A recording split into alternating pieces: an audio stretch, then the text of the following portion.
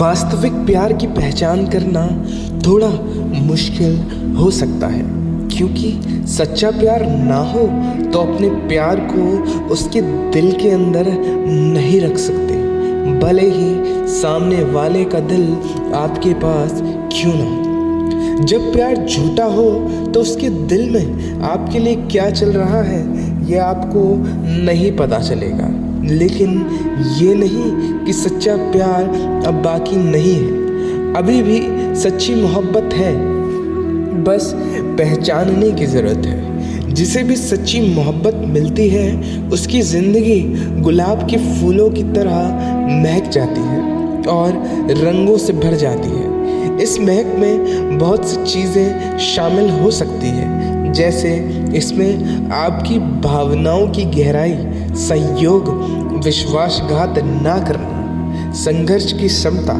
खुशी की संतुष्टि, संयम और निष्ठता, शांति और समझौता शामिल होते हैं। आइए आपको सच्ची प्यार की 5 ऐसी निशानी बताते हैं जो आपकी ज़िंदगी बर्बाद होने से बचा सकती है। जब कोई इंसान किसी को बिना स्वार्थ के और बिना किसी अपेक्षा का अपना मानने लगता है, उसे चाहने लगता है, उसकी हर सुख दुख में उसका साथ देता है, उसकी हर मुमकिन मदद करने को तैयार हो जाता है, उसे हमेशा खुश देखना चाहता है और जीवन की खराब से खराब परिस्थिति में भी उसका साथ देता है, उसे ही सच्चा प्यार कहा जाता है। सच्चा प्यार आपके साथी को आपकी भावनाओं का महत्व होता है। वो आपकी सुनते हैं, समझते हैं, सम्मान करते हैं, वो आपकी खुशियों को समझते हैं, आपको क्या अच्छा लगता है, क्या बुरा लगता है, सबका ध्यान रखते हैं। उन्हें एक दूसरे के साथ ज़्यादा समय बिताना चाहिए ताकि एक दूसरे को जान सके। प्यार ईश्वर का वरदान है, उसमें उसकी झलक नज़र आती है। जिसे आप प्यार कहते हैं उससे क्या अच्छा लगता है या क्या बुरा लगता है, यह पता होना अति आवश्यक है। जहाँ सच्चा प्यार होता है वहाँ समझौता करना होता है, कहीं ना कहीं बलिदान करना होता है, और जहाँ प्यार होता है वहाँ एक ही चीज़ होती है, बस अपना फ़ायदा देखना। अगर सामने वाला इंसान तो अपना फ़ायदा देखता है, अपने फ़ायदे के लिए तुमसे कोई चीज़ कराता है, सिर्फ अपने फ़ायदे के लिए तुमसे बात करता है, सिर्फ अपने फ़ायदे के लिए तुम्हें बुलाता है, तो ये चीज़ झूठे प्यार में ही आती है। फ़ायदा कैसा भी हो सकता है, शारीरिक, मानसिक और भावनात्मक रूप से भी, और वो फ़ायदा सिर्फ अपने लिए ही करता है, और हर एक चीज़ इसलिए करता है या करवाता है क्योंकि उससे उसका फ़ायदा है, उसे खुशी मिलती है। तो ये चीज़ गलत है। जैसे वो इंसान तुमसे तभी बात करता है जब वो फ्री होता है या जब वो बोर होता है, और जब वो फ्री नहीं होता तो वो आपसे बात नहीं करता। वो आपको कॉल तभी करता है जब उसे आपसे गलत तरीके से बात करनी हो। जाहिर सी बात है ये एक झूठा प्यार है, लेकिन तुम इसलिए खुश हो जाते हो कि देखो उसने मुझे कॉल किया, मैसेज किया, और ये सोचना कि वो आपसे प्यार करता है यह आपकी बड़ी बेवकूफ़ी है। जहाँ सच्चा प्यार होता है वहाँ हम सामने वाले की इज्जत करते हैं। जहाँ प्यार होता है वहाँ रिस्पेक्ट होती है, और जहाँ इज्जत होती है वहाँ प्यार होता है। और दो लोग मोहब्बत करते हैं मगर एक दूसरे की इज्जत नहीं करते तो वो प्यार नहीं है। चाहे तुम उसके लिए कुछ भी कर दो मगर उसकी इज्जत नहीं करते तो ये बहुत गलत चीज़ है। जहाँ पर सच्चाई रहेगी वहीं सच्चा प्यार होगा, और जहाँ झूठ होगा वहाँ झूठा प्यार ही होगा। जहाँ सच्चा प्यार होगा वहाँ हम एक दूसरे से ज़्यादा सच बोलते हैं, लेकिन आज के समय में तुम किसी से ये उम्मीद मत रखना कि वो पूरी तरह से सच बोल रहा है। कोई इंसान एकदम सच्चा नहीं है। झूठ हर कोई बोलता है, मगर निर्भर करता है कि झूठ कितना छोटा या बड़ा है। उस इंसान से दूर रहना जो छोटी छोटी बातों पर झूठ बोल देता है। सामने वाला अगर आपसे छोटी सी बात पर झूठ बोल रहा है तो उसका साथ छोड़ देना।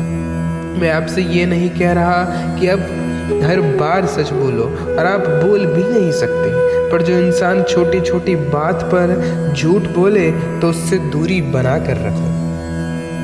सच्चा प्यार आपकी खुद से ज़्यादा परवाह करता है और आपको ज़िंदगी में सबसे ज़्यादा इज्जत करता है। सच्चा प्यार करने वाला गलती होने पर भी एक दूसरे पर इल्ज़ाम नहीं देते। प्यार इस दुनिया का सबसे बेहतरीन एहसास है। जब किसी इंसान को किसी से प्यार होता है तो उसकी दुनिया ही बदल जाती है। वो मन ही मन उसे चाहने लगता है, उसकी खुशी में अपनी खुशी और उसके गम में अपना गम मानने लगता है। अगर कोई आपसे सच्चा प्यार करता है तो आप जैसे हो उसे वैसे ही पसंद आते हो, और आप जैसे हो वो आपको वैसे ही स्वीकार करता है।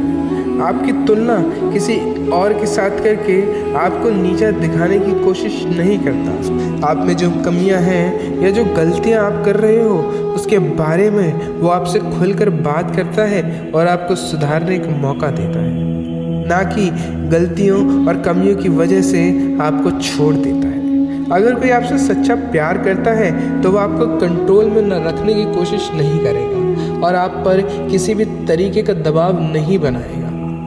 अगर वो आपसे सच्चा प्यार करता है तो वो आपके पीठ पीछे किसी से आपकी बुराई नहीं करेंगे। आपसे सच्चा प्यार करने वाला इंसान हमेशा आपकी भावनाओं की कद्र करेंगे, आपकी हमेशा इज्जत करेंगे और आपको सम्मान देंगे। वो कभी आपको दुख नहीं पहुंचाएंगे और आपकी भावनाओं को ठेस नहीं पहुंचाएंगे। एक बार की बात है, एक नेता था और वो साधु के छोटे से आश्रम में गया। उसने साधु के बारे में बहुत सुना था, तो उसने सोचा कि मैं जाकर एक बार देखूं कि लोग उसकी इतनी तारीफ क्यों करते हैं। जब वो उस आश्रम में गया तो वहाँ पर एक छोटा सा कमरा था जहाँ कालीन बिछा था। वहाँ पर कुछ लोग बैठे हुए थे और साधु ने सामने बैठे हुए कुछ सवाल जवाब चल रहे थे।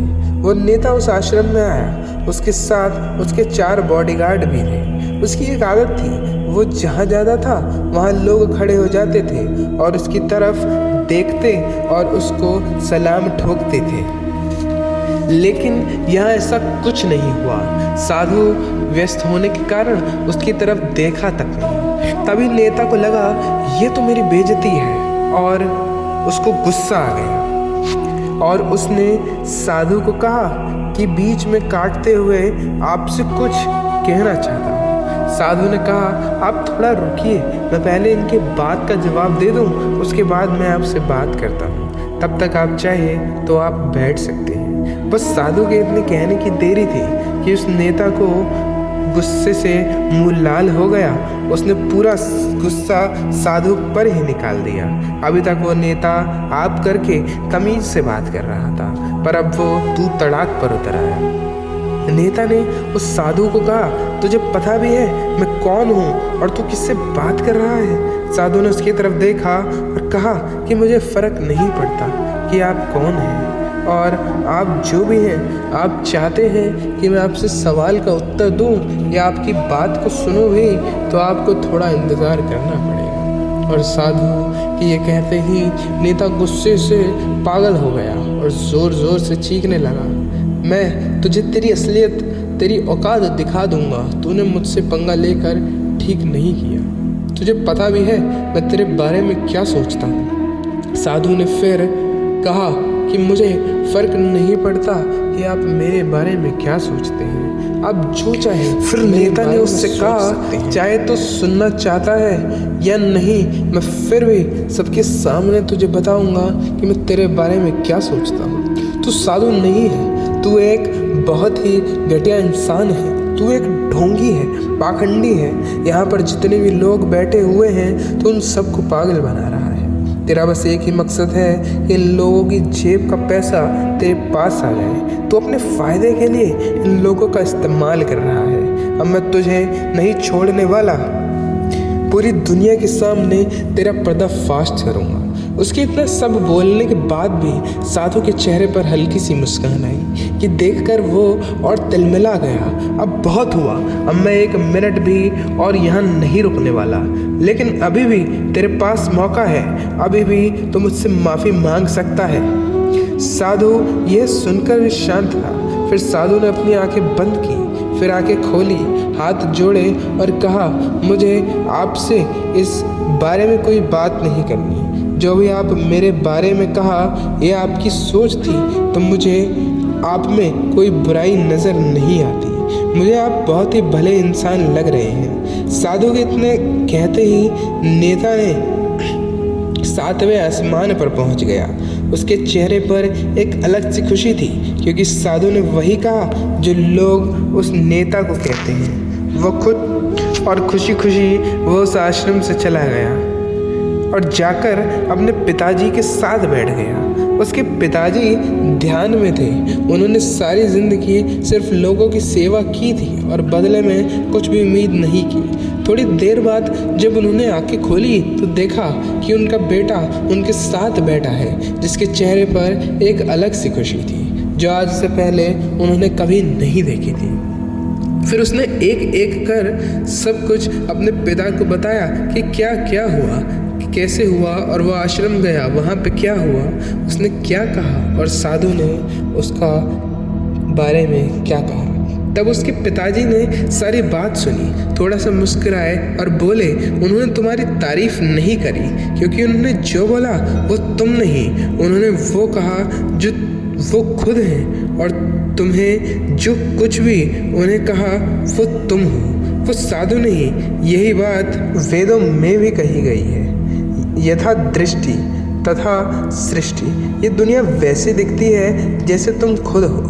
जिसकी नज़र जैसी है उसके लिए दुनिया वैसी ही है। अगर अपनी दुनिया को बदलना चाहते हो तो उसकी तरफ देखने का नज़रिया बदलो, तभी इस दुनिया को सही तरीके से देख सकोगे। दोस्तों, आशा करता हूँ कि आपने इस वीडियो से बहुत कुछ सीखा होगा, जिसे आप अपने जीवन में ज़रूर इस्तेमाल करेंगे।